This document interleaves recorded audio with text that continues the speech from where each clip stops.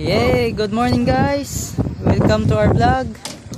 Dito tayo ngayon sa Ocean Bar Project dito sa Dakak Park and Beach Resort. Yan, ito yung bagong tourist attraction natin dito sa Dakak. Yung Galleon Bar natin. Yan.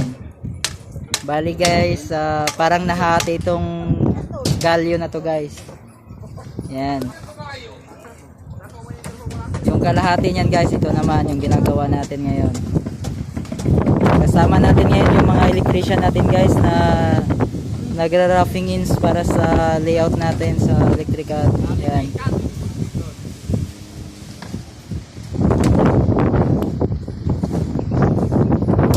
Sa mga hindi pa nakakapunta dito sa Dakak Park and Beach Resort, welcome na welcome po kayo dito guys. Yan.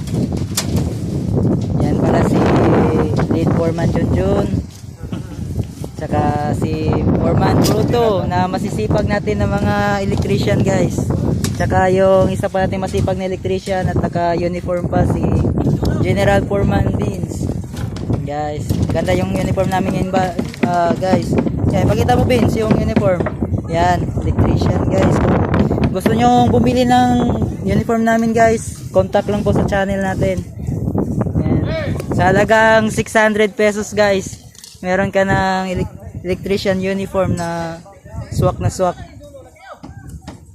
Yan. Guys, punta kayo dito sa Dakak guys. Ang ganda dito. Hindi kayo magsisisi.